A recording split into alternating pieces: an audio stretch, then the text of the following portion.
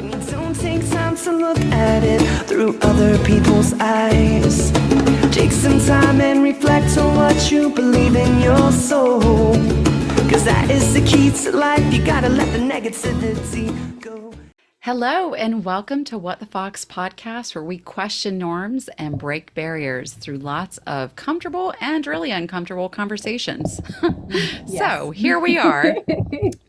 So my name is Lindsey Fox, and my co-host is Amber Ross. And today we are really going to lean into this conversation of fear and flow. Oh my goodness. Can I just get a big oof? Sure, we can do that. Yeah, that's good. There's a lot with this, and I'm actually really glad that we're kicking off a part of season 2 on this topic because so much has happened even during our break. We took a little break between seasons.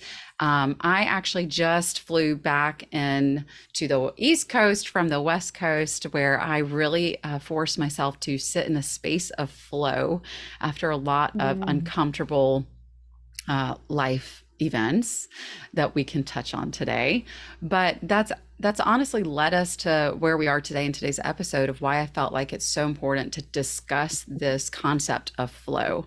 In season 1, we actually discussed what flow is and how it's defined per an article that Adam Grant did on languishing during the pandemic. And so what I'd like to have Amber do, just to kind of kick us off, is share that definition that was in that article about languishing, so that our audience can kind of just be up to speed on the details before we dive in. Yeah, absolutely. So flow is that elusive state of absorption in a meaningful challenge or a momentary bond where your sense of time, place, and self melt away. So that's like, it's a lot of big words, a lot of big ideas. Oh my, excuse me. Can we take that down to layman's terms, Lindsey? Like if you had to summarize that in a way that just your average person like me could understand? Sure, no problem. So whenever I hear someone talk about flow, I really like how the way that it was defined says when time sort of melts away. It's like when you are completely mindfully present in the here and now. It's when you are not attached to people, places, or things. You are simply in flow of the moment. Yep. And this is very much like a Zen Buddhist kind of concept, by the way. But I kind of love that we're seeing this concept of flow being brought into the world of psychology, which, by the way, mindfulness and meditation is nothing new to the world of psychology, but using this word flow just somehow feels a little less clinical and a bit more achievable, I think, because we hear meditation and it's like such a turn off for some people, or they're like, oh, I can't do the breathing exercises. It makes me more anxious. But flow is not necessarily about, right? I mean, it's not for everyone. Well, and for me, so I disagree. I think meditation is for everyone. I do not. No, the breathing exercises. Yes, that's what I meant. I don't think the breathing exercises are for everyone. Yes, I agree. Okay, we're on the same page, of course. But what I was going to say, when I think of flow, for me, knowing like who I am and how I am as a person, it is the brief periods of time where I'm not thinking of the things that I haven't yet done, all of the things that are on my to-do list, and all of the people who need me. Like, because in my brain, those are the things that cycle. It's like, okay, so after I finish this thing, I have to do that thing. And then when that is done, these other 4 things happen. So for me, flow is when those things are not spinning in my head. Right. I would agree with you. It's when you're not thinking about all of these other things. And the reason why I wanted to discuss flow today is because a part of my personal story, for those of y'all who are new listeners and don't have a really good grasp of my world, I am a clinician, so I am a mental health counselor, and I do work more specifically with clients that have navigated a lot of trauma, a lot of PTSD. But on a side note of having this as a line of work, I've also been navigating a divorce for the last 2.5 years. And, during the break between seasons, I actually was scheduled to go to trial to finally, once and for all, have this divorce finished. And so in my mind, I was like, oh gosh, like it's almost over. Like I can see the light at the end of the tunnel, and now there's an end date. Yeah. And I had my hopes up, but I also had a lot of anxiety around the upcoming trial. You know, just anyone who's been through a divorce or just a really intense breakup, there's so many emotions that come with that. And I think one of them that does not get talked about a lot is the role of fear. And I think that more than anything throughout my personal journey, I've really learned that it is so important to pause and to identify the purpose behind my fear. Yeah. Really to ask myself, like, you know, what am I going to accomplish with this fear? What purpose does it serve, if any? Right. And I say this because, you know, with the trial coming up at the time, it's, you know, it is a scary process. You know, no one wants to be, the legal system, frankly, is really intimidating for anyone who does not engage in it as part of a daily life. And even as someone who has, you know, on a professional level, yes, I've participated in different aspects of things, but it's very different whenever you're on the other side. And so I would be lying if I didn't, or I'd be lying and remiss to not acknowledge the role of fear. Yeah. Because ultimately, I feel that for me, what I have learned is that fear has put me in a space of really wanting to keep my life small. Like it paralyzes, rather, I want to say irrational fears really paralyze us as human beings because we stay in this space of attaching to thought patterns or ideas or what have you that just kind of hold us back from living our best life. And as we've discussed for season 2, one of our big goals is to really focus on how to connect with your highest self for the greatest good, for the highest good that you can achieve within your own life purpose, and you know, to create that ripple effect, more or less.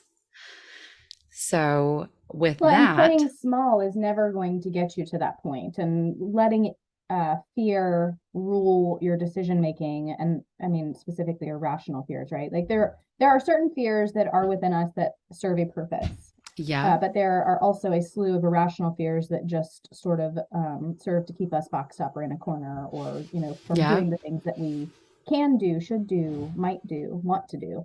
absolutely. I wanted to ask you, while you were talking about that, to kind of pull it together, fear and flow exist together in what way for you? So the two are connected, how? Let me come back to that in some Okay. capacity. I think first, what I really would love to do is share just a little snippet from this book that I have that is called My Friend Fear. Oh, okay. and Yeah. and the author is Miralee Patel, but I really love how she spoke about how she manages these moments of fear, because I think that her response and or how she wrote about this really does connect to flow. I Okay. think it, so she says, in moments of fear, I always come to a familiar crossroad.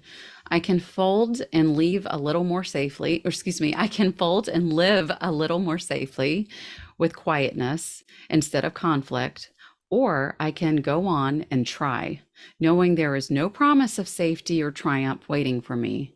These two choices stare at me knowingly, because no matter how many times I've come face to face with them, I've always chosen the same one.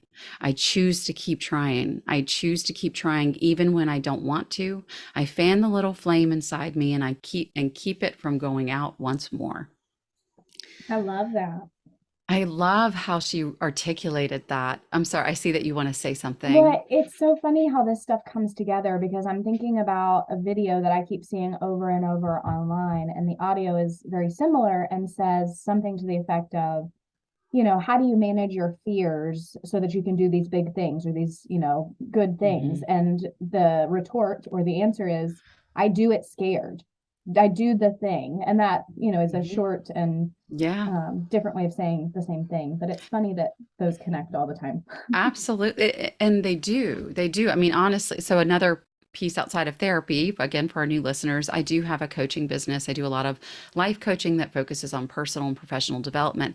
And a lot of my clients who are, wanting to take that leap of faith, I tell them, the absence of fear, uh, Is death.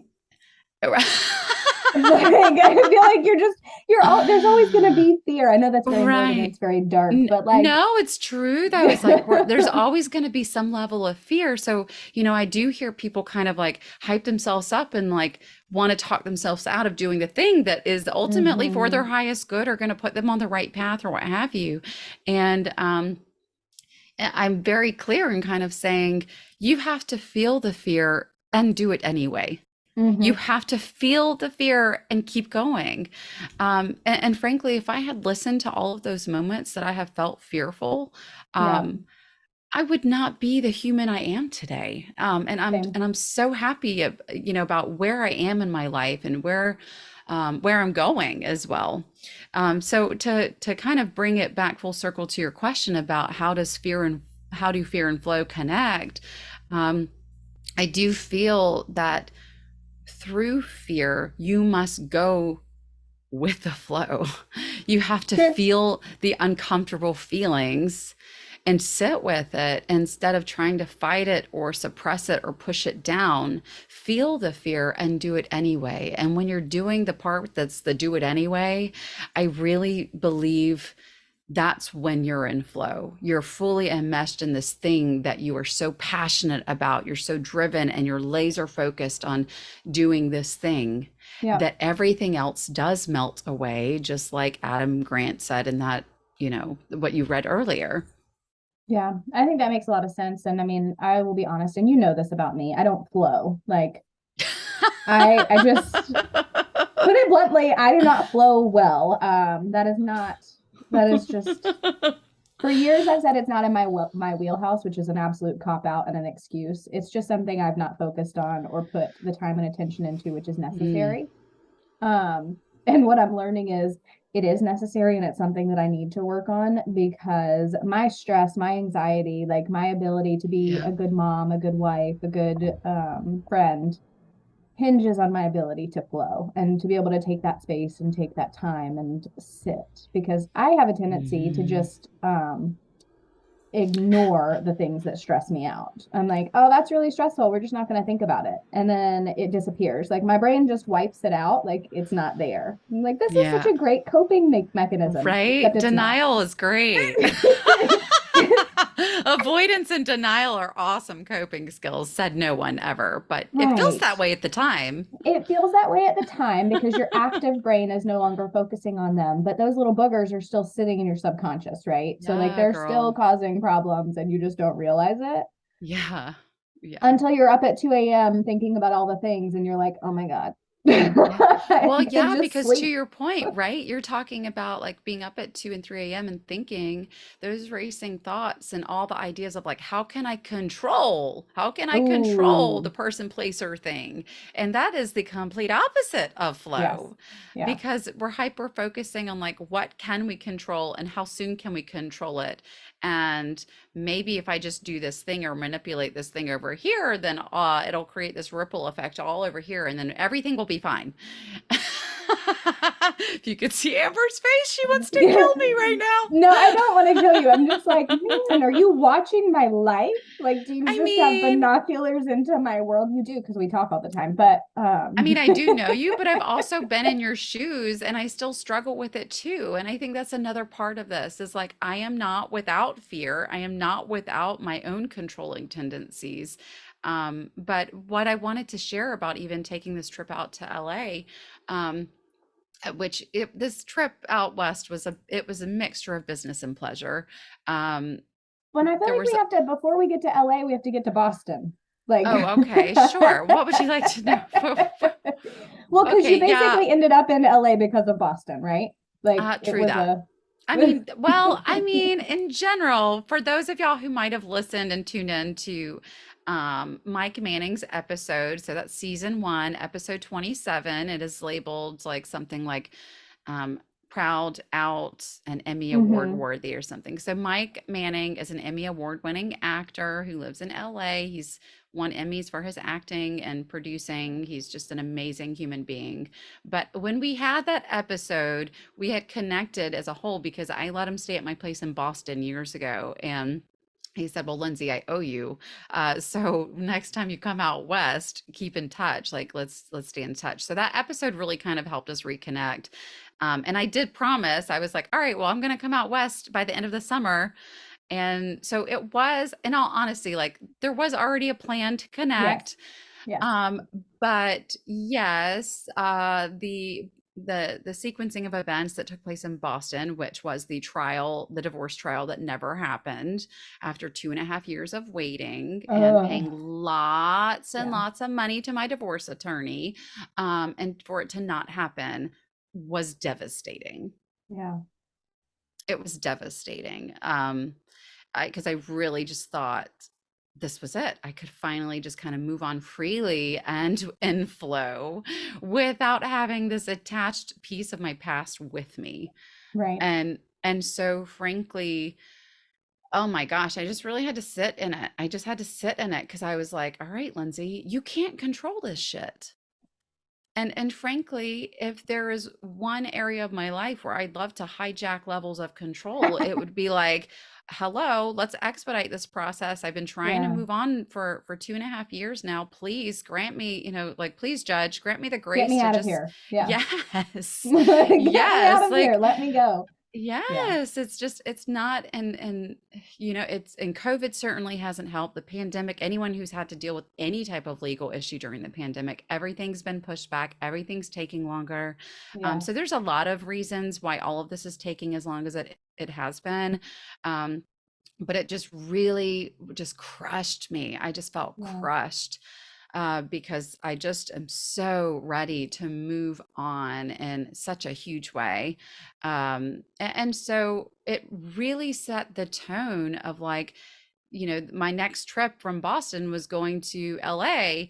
And it just really, I had to reset my energy. Like, oh, I Yeah. so thought I was going to be coming out here and being like freely divorced and being able to Like just a like focus celebration trip. on yeah, just to have fun. And I have a ton Yeah. of friends out there and I have different coaching clients like I just wanted to reconnect with and so just kind of having like that cloud. I felt like I had a cloud over my head going over to that, flying out there to the point where I honestly almost canceled the trip because I was like, oh, I hate my energy fields right now. Yeah. I just don't want to enter this wonderful like location and connect with all of these amazing people and then having like this rain cloud over me. So I really just had to take pause and sit in the shit and practice what I preach to all you guys and my clients and just had to feel my feelings and say, all right, Lindsay, I know it's scary to go out there right now because I feel really vulnerable. I feel really raw, but you need to feel the fear and do it anyway. You need to go Yep. fly out there. I have felt called to go out there now for months. There are people and opportunities that I did not want to lose sight of. And I just had to say, you got to go. You got to go with the flow. You Yeah. booked the flight, commit to it, and you got to go. Do the thing. I did the thing. And so to answer your question, that's how I ended up out there. Well, and I'm so glad that you did because it would have been incredibly easy to just cancel that trip and come home and, sit in a pity party or, whatever. Oh yeah, girl. Um, and then not do anything about it. Whereas I think going out west gave you an opportunity to work through that dark cloud and to kind of channel it into something positive, right? Because I mean, a lot of good came out of that trip emotionally, mentally, Oh spiritually, like God, all the yeah. things. But it was All of it. hard. It was Like, so hard. Yeah. I mean, and if there's one thing I love about California, and honestly, just the West as a whole, because I'm in love with Sedona, Arizona as well. One of the bigger reasons of flying out there is because I'm actually working with someone to create a women's retreat in Sedona, Arizona.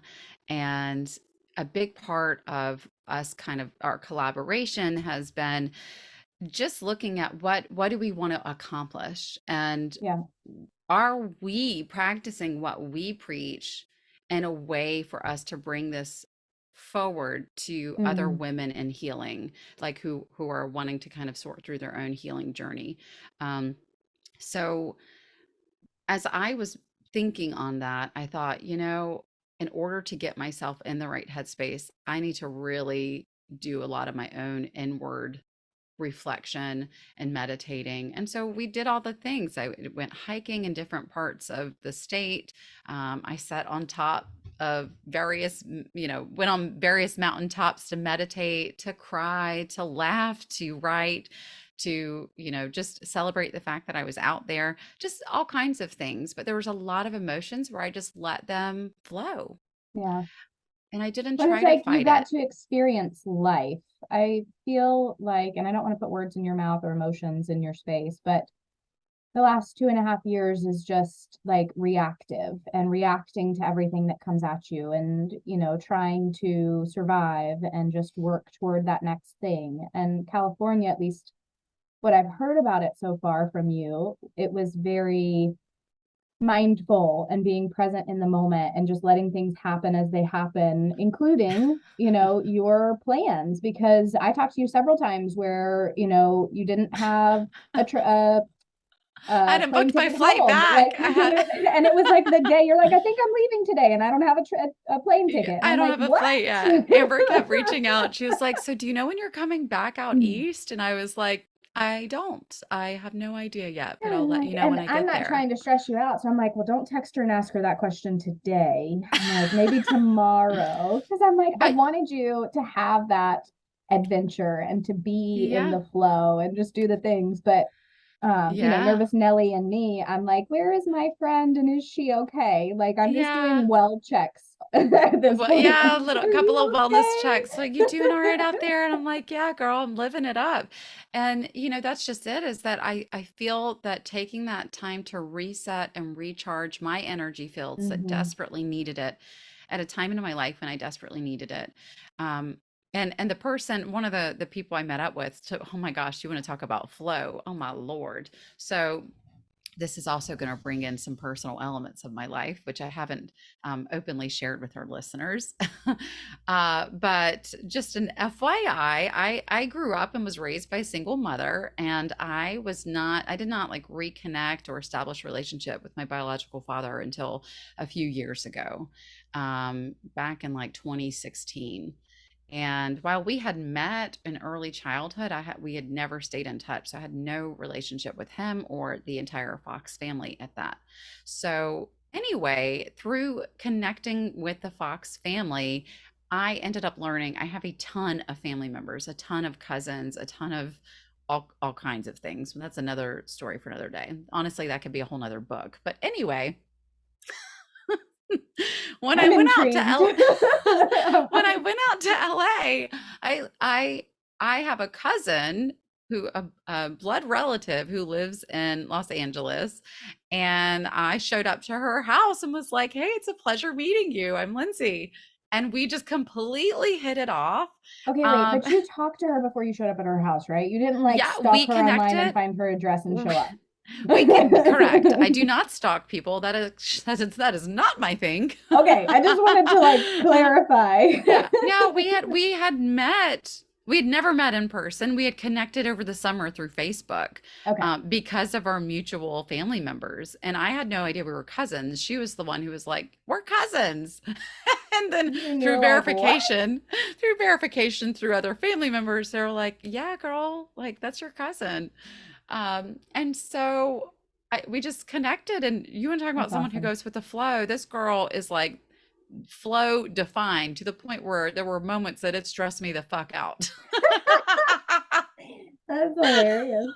Like, Amber, I Oh, stress you out because I'm a bit more carefree and stuff and free spirited than you. This girl took it to next level. And I was like, now, and I thought, you know what I'm going to learn by connecting with this family member? I'm going to learn flow. ooh, I And love it. That's so good. And I did. I have to tell you, she just really, watching her live her life and watching the way that she carried through day to day activities and just her way of flowing, it was so different from how I live. I know it was 1,000 times different from how you live. Not shocking. Not shocking at all. Yeah, and it really was a wonderful opportunity for me to be with someone and sit in that space and just trust the process. Yeah. Yeah, it was a beautiful thing. So I honestly I learned a lot from her, and I would say, one of the biggest takeaways as I read now that I'm back on the East Coast, number one, I could absolutely see myself moving out west. It was Yeah. wonderful. And number two, though, I really took away this need for a morning routine. That was like my biggest takeaway, which I think you'll love that. I'm smiling really big right now. Morning routines, I love them. I don't have one right now, but I love them. That's They're what? That fantastic. doesn't even sound like you. Um, Yeah, yeah. okay, where's Amber? Hello. Well, so it's interesting. And when the topic of flow came up today, or this week, I just cringed a little bit because I'm so out of my normal element right now that I'm Hmm. being forced to flow. And I'm doing it kicking and screaming and with a tantrum. When you Um, resist, it persists. Whew, yeah, because I've got one who started preschool this week and goes to preschool, 4 days a week, 3 hours a day. I didn't I've even got think about one that's that. tracked out, so she's not in school. So we've been out of our routine for 3 weeks now. She goes back to school next week. So My gosh. our morning routine just keeps flipping because, some days we have to do certain things, some days we don't have to do those. And it would Sure. probably be smart to just do the same thing every week regardless. But I got to tell you, if I don't have to wake the bear up at 6:30 in the morning, I'm not going to wake the bear up at 6:30 in the morning. I'm just not going to do That's right. it. So go with the flow. Let the bear sleep. Yeah, so I have been going with the flow, and then the bear threw a curveball at me and learned how to set an alarm on her one of her devices so that she would be awake at a certain time. And do you Oh my know gosh. that This the girl is so bear, smart. she set an alarm for 5 a.m. on weekdays. Oh I yeah. lost my ever loving mind because I'm like, wait, no. Oh my gosh. I mean, Y'all, like, her little daughter is brilliant. I just need y'all to know Hazel is her name, and Hazel is a firecracker. She is going to take over the world. man, I love that kid. I really She's so do. smart. She's an absolute riot, first of all. But this week, what we've been dealing with, and why I kind of cringe at the topic of flow, every time I feel like I'm going with the flow and I get into that, I'm like, oh, I can enjoy this. This is great. Something Hmm. changes. So Yep. for us this week, that was both children deciding that 2 a.m. was when they should come in and say good morning and start the day. Yeah, it's time to make eggs and bacon, Mom. Yeah, honestly, like coming to my side of the bed and screaming very loudly, good morning Oh, at 2 o'clock in the nice. morning, and then demanding food and like all of these things. And I'm like, oh my gosh, Hmm. it is the middle of the night. I just got to sleep because I'm having some health issues. And I'm like, I've been up for several hours. I just got to sleep. And now you are in here talking about eggs and bacon and bagels, and it's 2 o'clock in the morning. Like, I want to be nice. I really want to be that nice mom that's just like, oh, honey, let's go back to bed. And I'm like No, biting my tongue, like, you're human. mommy You're needs a allowed to be minute. human. I'm Yeah. like, I feel like a troll at 2 a.m. Like, I don't want to talk to you about bacon and eggs and everything else. Um, Oh. so it's just the idea of flow for me is laughable at this point because I'm like, yes, every time I manage to embrace the flow, Hmm. someone changes the direction. And I'm Yeah, like, the okay, goalpost so keeps moving. I'm like, oh, okay, so now we'll adjust to that because what I am finding and why I struggle with flow is I struggle with change. I thrive in consistency. When Hmm. schedules are the same or similar, when, requests or actions or needs are the same or similar. And with flow, you don't get that because I mean, like, that's the opposite of it, right? I mean, I feel that you can have carved out time of flow because if I want to reframe flow as like acts of mindfulness and Mm, meditation practices, but in all honesty, I want to go back to that definition just one more time, yeah, um, of flow. Do you have that pulled up still, yeah. Amber? You want me to reread it? Yeah, I would love for you to reread it because I feel that flow isn't just about this one thing, but it's about just being mindfully present of being in that moment of whatever it is that you're doing. Um, Flow is that elusive state of absorption in a meaningful challenge or a momentary bond where your sense of time, place, and self melts away.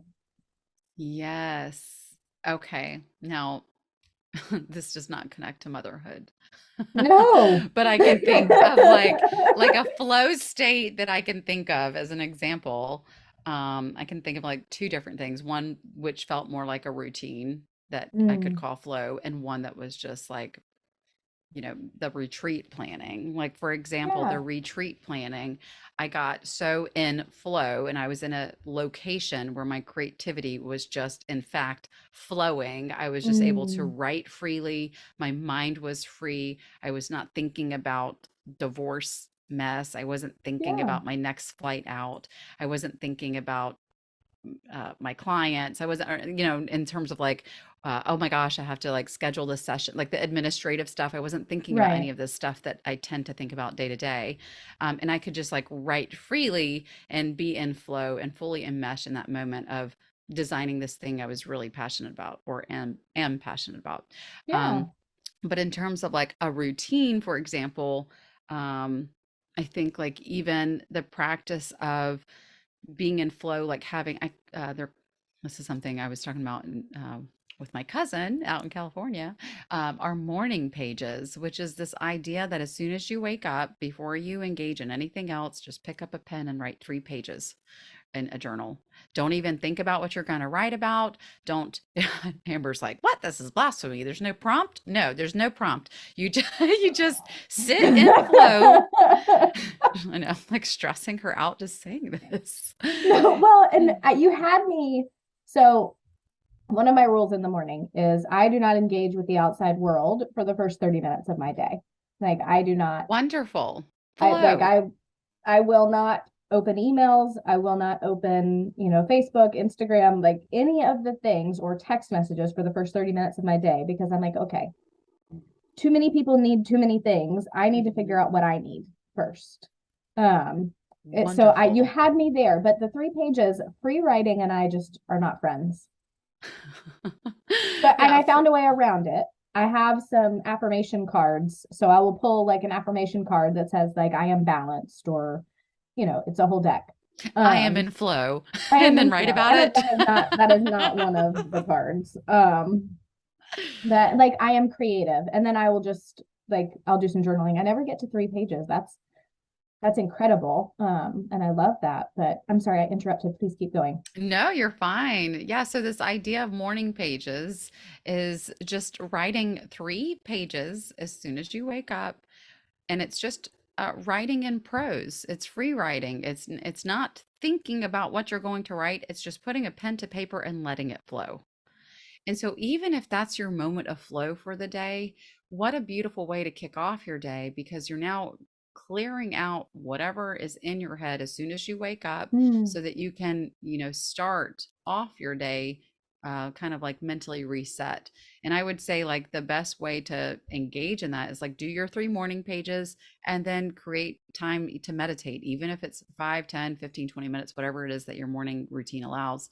But that was something I started doing on the trip, and I just found it to be really cathartic. I mean, it just yeah, felt really. I mean, I do like to write in general, but just kind of carving out that time to kind of switch up my time of doing it, like doing it as soon as I wake up. I did find that to be helpful. So I would encourage, other people to give it a shot and or tweak it in the way absolutely. that feels good for them. Well, I Um, mean, it's been proven that every person's brain has kind of different cycles and timelines of creativity. So some people truly are more creative in the morning. Some people truly are more creative in the evening, and mhm. it just has to deal with your rhythm. Now, you can change it with practice, with dedication, with focus, with, manifestation, all of that.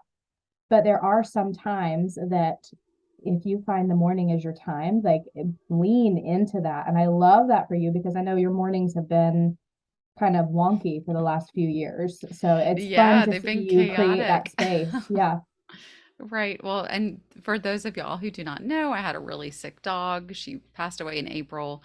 This was Lulu, my pride and joy. So there was just every aspect of my routine just got shot for a lot of reasons, but she was Yeah. very sick. And I just recently rescued a new dog, which that was also very unexpected. No intentions of getting a dog. And now she's a 2 year old lab and she is like a little toddler. So, you know, Amber, while you have real human toddlers And a dog toddler. and a dog toddler waking you up first thing in the morning, that's something that my dog has, we're still getting to know one another, but Yeah, of she's got course. her own way of wanting to wake me up whenever I'm still sleeping so that she can She like has her get up own and go flow and play. you're messing with it. Yeah. So yes, we're all trying to sort through and define a new routine. But I will Yeah. say the self-care routine of just choosing to have my morning pages before meditating and incorporating that as a day-to-day practice, it has allowed me to kind of enter the rest of my day in a state of flow where I can honestly say I feel physically more calm. I That's feel more wonderful. present, even as I'm talking to you. Like I just feel more calm and present. But let's be honest, I think just taking a break from normal life and taking a Yeah. vacation as a whole will do that for just about anyone as is.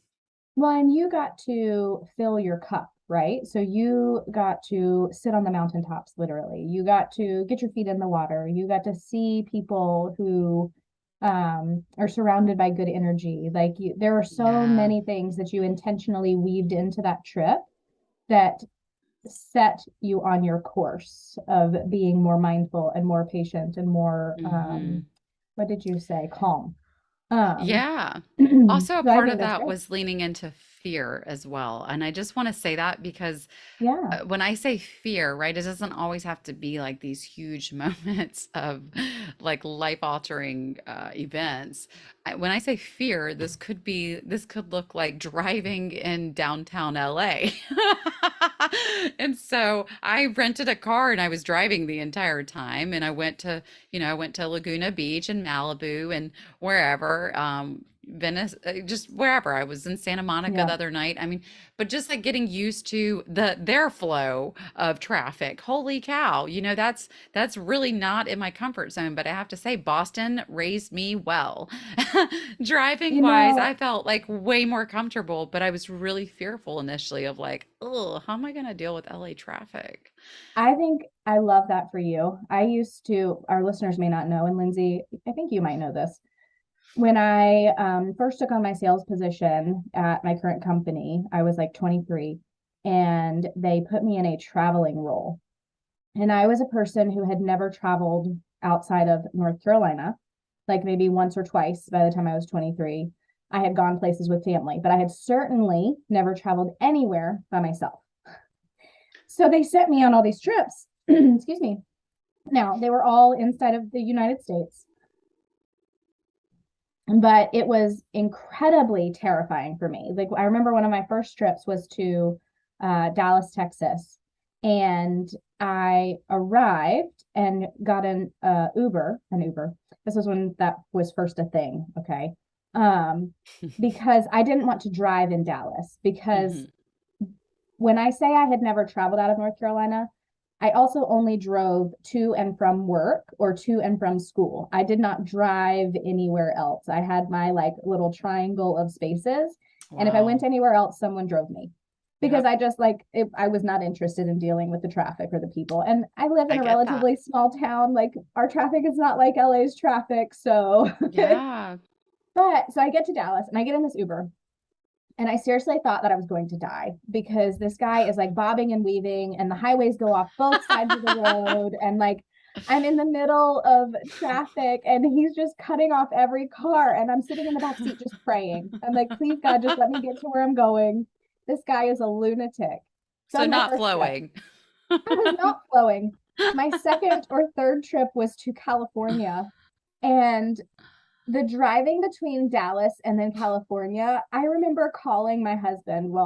And I'm like, I can't do this. If this is how people drive in other states, I'm coming home and I'm staying there because these people are nuts.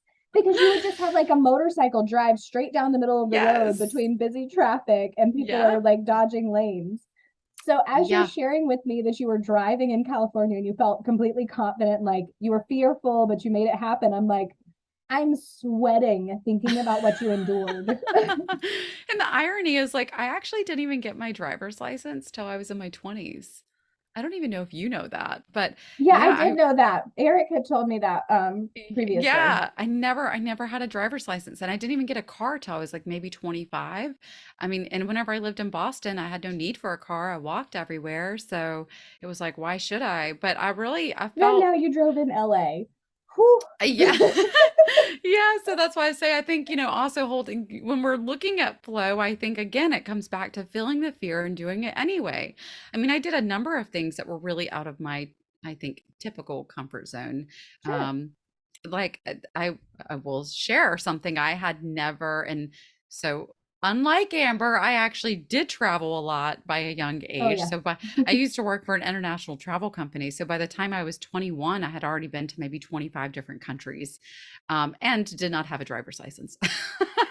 So we lived very different lives at that stage. But something I had never heard of, which is shocking now in hindsight, but I had never heard of a Korean spa. Never heard of one. Have you ever heard of one? Nope. Yeah, I had never heard of one. So then whenever I went to LA and my friends were like, "Oh my God, we have to go to the Korean spa while you're here." I was like, "Huh, is this like a city thing?" I Because was gonna I say, is mean, that a code word? Like what? because I'm like, well, Boston didn't have a Korean spa. Like, what is Yeah. this? And but there's Koreatown in LA. So I'm like, oh, Oh okay, well, yeah, like okay.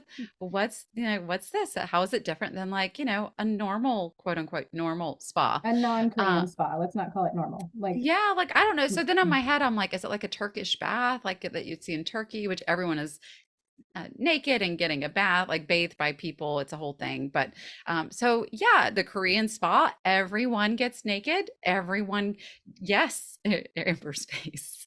Yeah, I learned all about it because I was like, all right, this is out of my comfort zone, but I'm gonna just stay in flow. so wait, I have to ask you, did you research what it was before you went, or did you just walk in and you're like, oh, okay, it's naked time?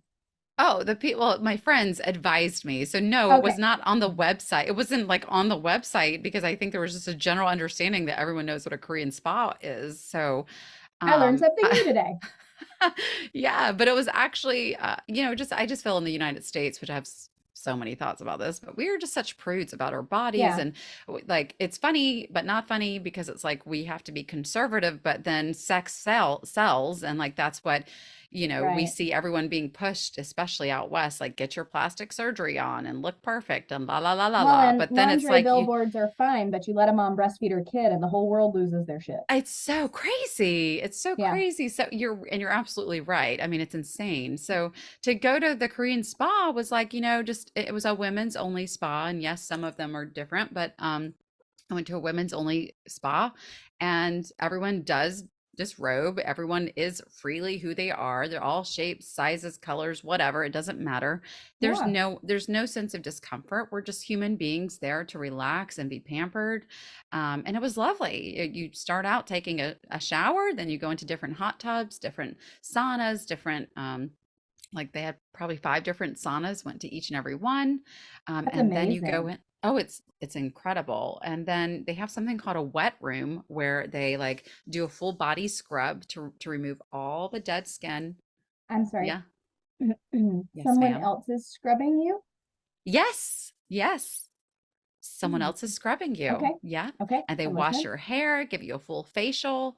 It was just an incredible experience. And it was truly like something like I would have done on one of my trips overseas. So Yeah. the fact that I was experiencing that here in the US, I was like, wow, this is like super progressive and advanced to have one of these in the United States. Well, it's funny because like immediately my brain is like, I wonder if they have any of those here. And then the second thought was no, Amber, they do not have any of those here. Like that would, I'm sure not. But Not in the Bible Belt, probably not in the not. Bible Belt. Yeah, okay. No, No, that but is, I know I'm like I am floored. I am flabbergasted. Obviously, for all of you, this is not put on. She has not told me about this before now. So my brain is spinning a little bit just because like this is I mean, I was in flow and I I just went with love the that flow for and it you. was just Yeah. fabulous. I loved it. And to the point where I was like, okay, the next city that I'm moving to has to have a Korean spa. I would totally do this on a monthly basis. This I was love fabulous. that. It was just Yeah. amazing. It was like 5 hours of pampering. I mean, it's just insane.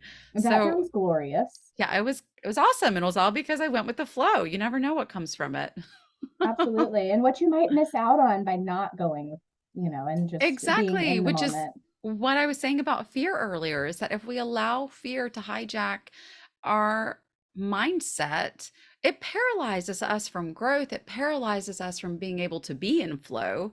It paralyzes us from being able to just move forward with our lives. And I do think a part of being able to connect with our highest self for the highest good is truly allowing yourself to be in flow and learning how to Mhm. be authentic with who you are in that moment of time I and love just that. That's like be a present. perfect summary of the big idea from this episode, right? I mean, Yeah. we've talked about a lot of things. We've kind of ebbed and flowed through the what's been going on the Korean last few spa. weeks.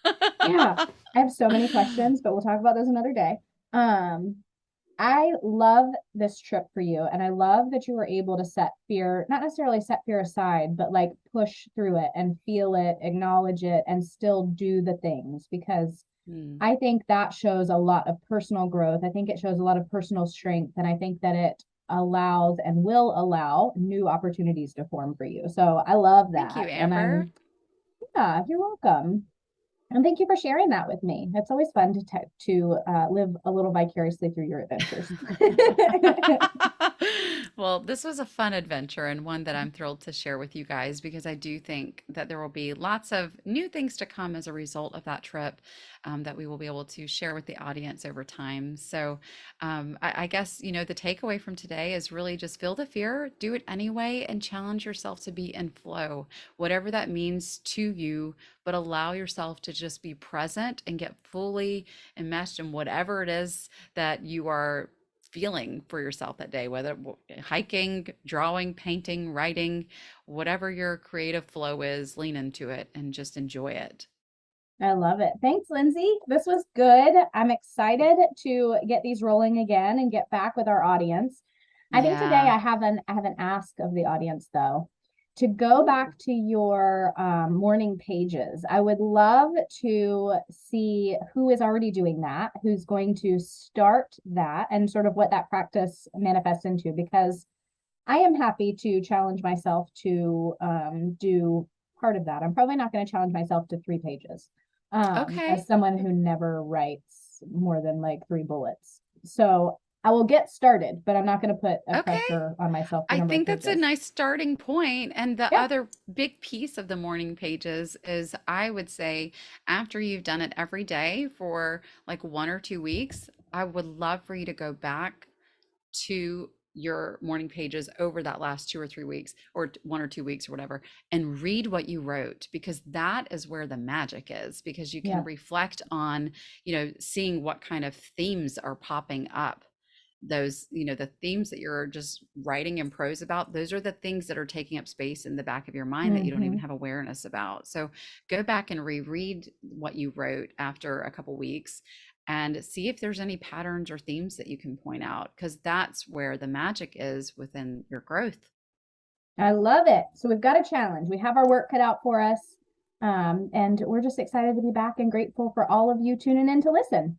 Absolutely. So happy to have y'all back. So just a reminder, we are here every Tuesday and we look forward to having you tune in next Tuesday. See Bye, you next y'all. Tuesday. Hi, What the Foxers. Thank you so much for tuning in today's episode. As a reminder, today's episode is sponsored by Therapy Appointment, an EMR that is a practical tool for starting, growing, and managing a practice. And we all sing, everything is gonna be just fine. It's gonna fall into place. The sun is gonna set on your terrible day.